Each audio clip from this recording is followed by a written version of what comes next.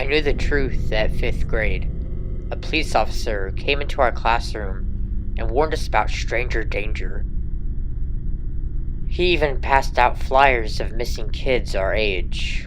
One of the missing boys looked strangely similar to me. His name was Brandon Knox. He was from 2 towns over and had been abducted 6 years ago. His name sounded so familiar. I looked at this boy, smiling with his parents, and in my chest, I felt it. I knew it. He was me. I could have done something. I could have talked to the police officer or my teacher, really anyone. But I loved my parents. They were my best friends. I had no memories of this other family. I didn't want to start over. Plus, I figured my parents had a good reason for taking me. Maybe those other parents were abusing me or were just bad people.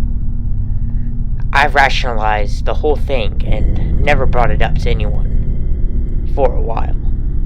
I held the truth for 7 years. At age 17, my life was pretty typical. My parents were no longer my best friends, but they were still a constant, loving presence in my life. They provided everything I needed or wanted. My friends even thought my parents were cool because they let us drink in the house. Not get drunk, just a beer or two.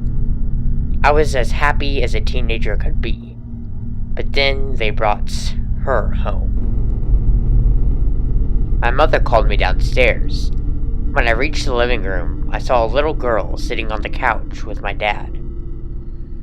Her face was expressionless and averted my gaze.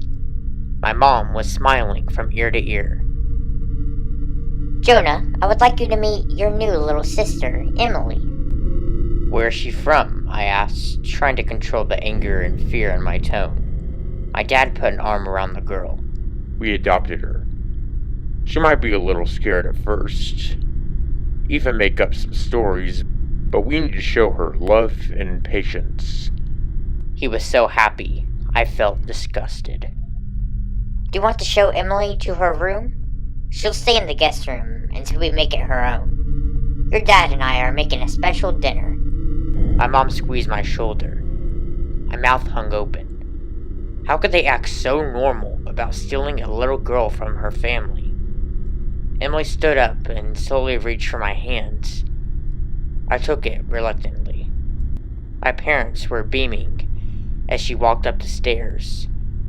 Her hand was cold. I felt like I was participating in my parents' crime. I never thought this would happen. When we got to the guest room, I closed the door as quietly as I could. Emily was standing near the bed, still blank. I took a deep breath. What's your name? She cocked her head. The black hair fell out of her face, and I could see bright eyes shining at me. They told me my name is Emily. Emily Marino. I know they told you that, but I tried so hard to find the right words. You used to have other parents, right? Don't you miss them? I want to find them so I can bring you back. I struggled to explain to a 5-year-old what's going on. My parents called me Lilith, she said. Her voice was monotone. Okay. We're going to figure this out. I'm not going to let you get hurt. I paced around the room. She was only a little girl. There's no way she could understand what's happening. Still, I did find it a little odd that she wasn't crying or scared. Lilith sat up on the bed. I don't want to go back. I stopped in my tracks. You don't want to go back to your family? For the first time, a smile crossed her face. It wasn't happy though. I'm done with them. I want your family now. Involuntarily, I took a step back. Her voice, it was older than it should be. In her face, I swallowed. You want my family? She stroked her hair slowly, They seem like they could be fun to play with. I got bored easily, but your parents are interesting. Stealing a little boy off his lawn in broad daylight, convincing him that they were theirs all along, that takes guts, and stupidity, of course. But they're all stupid, aren't you? Just sniveling little pawns, trying to make you pathetically short kidnaps. But you chose to stay with your abductors. How idiotic. I had no words. This was not a normal little girl.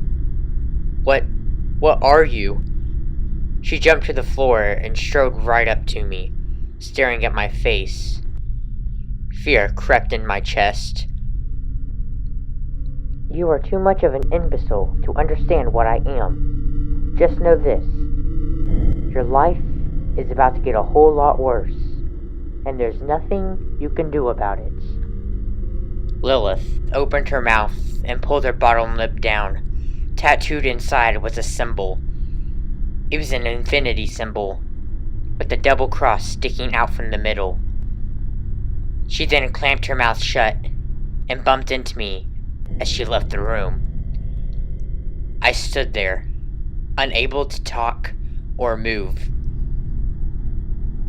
My parents might be kidnappers, but Lilith was something much, much worse.